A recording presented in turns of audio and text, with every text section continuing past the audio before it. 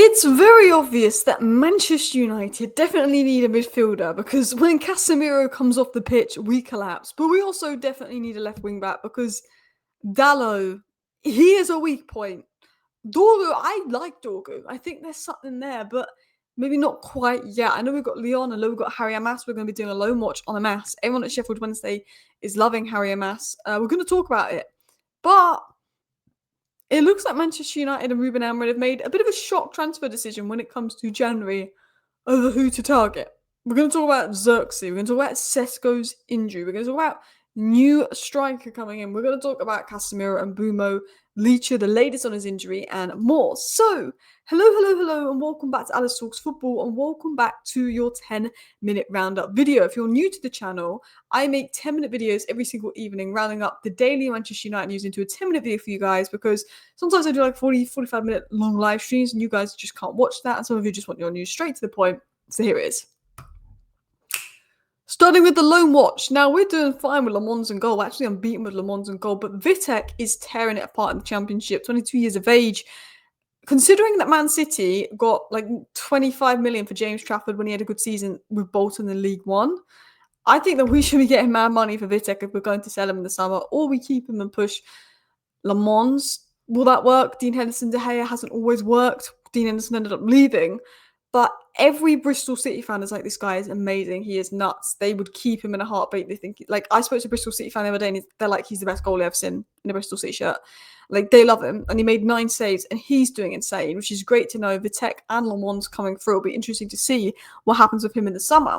But Harry Amas scored for Sheffield Wednesday, while Dan Gore also assisted his first goal against Lincoln. So, Rotherham's first goal against Lincoln. So again, good to see the loanies doing well. Dan Gore, I think, is an unbelievable player, but I think the injuries set him back. And Harry Amas could definitely have a future at Man United. He does remind me of a mini Luke Shaw. If you actually look at Harry Amas's goal, the run he made was class.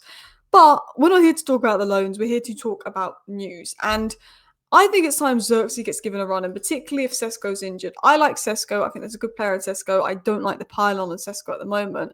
But I tweeted this earlier, actually, and what I tweeted was, would love to see Xerxes actually given a chance, especially with Sesko injured. Xerxes was our best player for a few months last season before he got injured. The bar was low, to be honest. You know, it was Højlund and Garnacho who was competing with, and he was the best of the three. But there was a reason why a lot of top clubs rated him. I know he's not an out-and-out 9 or what Amorim wants in a 9, but there's a player there, and he's not even been given a run of games to build fitness. Of course, the cameo versus Brighton wasn't great. He lost his man for the goal. But actually, when he did play versus Grimsby, he was probably one of the only players that could hold his head high. And people are like, well, Xerxes is not a Sesko replacement. I'm not saying that Xerxes is a Sesko replacement, but I prefer Xerxes in the 9 to Cunha. I think Cunha's better in the left 10. We saw that. He wasn't great versus Tottenham. I think if there's something going on with Sesko and there is an injury, I think it's time to give Xerxes a run in. Now, the problem is, there's now reports coming out that Amorim wants a striker in January. So I'm going to talk about what Amorim said about the January window, and then I'm going to talk about the news on what Amorim's surprise goals are for the January window, and will United look at a new striker? There's even rumours that, we want a new striker to, take the burden off Sesko, which is fair. Sesko is young, but is it a bit reactionary news? We do have Xerxes who we're not using. We're going to talk about it. Amorim on the possibility of strengthening the team in January. First, we need to see what happens with Sesko. We're going to have a problem with the departure of Amad and Bumo to AFCON, but we already knew that. So, Amad and Bumo are going to AFCON. We've got to know what happens with Sesko's injury before we make any decisions in January. We can anticipate it in the summer before the start of the season, but we end up with a bunch of players who aren't going to play because there's only one match per week. It's a tough situation to manage, but let's see if we can improve the team when the transfer window opens. He's saying, look, we have to be careful in the January transfer window because we're only going to play one game a week, so we need someone that's actually going to come in and play. But we also need to look at AFCON, what the injuries are. We can anticipate what we need, but it depends on injuries. Look, if Sesko was injured badly, if Xerxes was injured badly, we would need an attacker. But this is what kind of shocks me. Multiple sources are stating that Manchester United manager Ruben Amorim wants to bring in another attacker in January. Now, this has come from Indicala. Indicala is, for me, not the best source of information, so do take it with a pinch of salt. But Ben Jacobs said if Xerxes departures, Man United would like to add a striker in January. And there is also talk coming out from Team Talk, I believe, also saying that United are looking to add a striker in January. And for me, that's a bit of a shocking transfer decision, considering, we don't know what Sesko's injury is. Yes, we're losing Mbeumo and Ahmed for AFCON, But why not give Xerxes a run in? I'd rather give Xerxes a run in and sign a top left wing back, or give Xerxes a run in and sign a top centre mid, than ignore centre mid, ignore left wing back, keep Xerxes on the bench and sign a striker. Do you know what I mean? I know we're losing about Ahmad and the Boom for AFCON, but that could literally be 3 games. Unless the Sesko injury is serious, which is not apparently going to be, I don't know why we'd go for striker ahead of left wing back and centre mid. Obviously, if we sign someone in January, it's got to be someone that walks into the side, and maybe we can't sign a centre mid that walks into the side in January.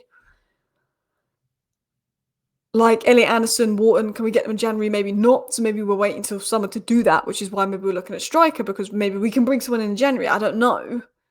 But I just think I'd rather bring in a new left wing back and give Xerxes a go than just keep left wing back and centre mid as it is, or bring in a new centre mid.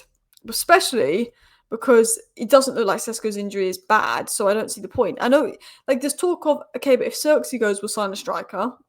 But he already likes to play Cunha as second choice striker behind Sesko. If Sesko's injured, just give Xerxes a run and see how he does. Early signs suggest Benjamin Sesko's knee injury is not that serious. He felt pain after a late challenge and had a scan tomorrow to confirm the full extent. So there's a feeling that Sesko's injury isn't that serious. Maybe I'm not seeing it, but I just think left wing back and centre mid. Left wing back and centre mid. The goals will come, the attack will click. I don't like the pylon on Sesko. I think Sesko's a good player. But look, I just think, for me, I would go for a new centre mid, a new left wing back for a new striker. Because at the end of the day, if our left wing back is not progressing the ball and if our centre mid is not progressing the ball, we're not going to give the attack the service they need anyway. And I wanted to talk about Sesko because I saw this tweet from United era, or Amorim era, and I agree with it. I think what annoys me most about Benjamin Sesko at Manchester United is that he faced criticism from the likes of Gary Neville in a period when he actually did not deserve it, which is true. He was impacting games, scoring goals, linking up well with teammates, and good old Gary thought it'd be a good idea to stir the pot for no reason. Gary Neville went and gave Sesko a load of stick last week. Sesko had just come off the back of 3 good games and he had 1 iffy cameo. And Gary Neville, off that 1 iffy cameo, even though the last 3 games before that was good, decided to stir the pot. Do you know what I mean? Like, he wasn't great versus Nottingham Forest, but the 3 games before Nottingham, 3-4 games before Nottingham Forest, Sesko was good. But because he had a bad game versus Nottingham Forest, Gary Neville stirred the pot. The media latched on and it became a common thing to say Sesko was struggling. Sesko's been better than Wirtz. A lot better than Wirtz. Sesko's been a lot better than Delap. Where's the talk about Delap? You know what I mean? Isak, what's he done? I know he's been injured. Gyökeres hasn't been much better. As a result, it's got into his head and he's struggling. And I think that Sesko looked as lowest on confidence as he's ever looked at United, despite having a few good games. And I think that Gary Neville in the Sky Sports talk, it's got into his head. He has a mentality issue, Sesko, I think. If anything, he's a confidence issue. Maybe you could say he should be mentally stronger, and I agree with that. But he's 22. He's in a new league. He's in a big change in his career. He's joined a couple of spotlights on you. Thierry Barry is not scored a goal for Everton yet, and the fans are still backing him. There's no talk about him not scoring a goal for Everton. There's no talk about, there's a talk about Wirtz because of his price tag.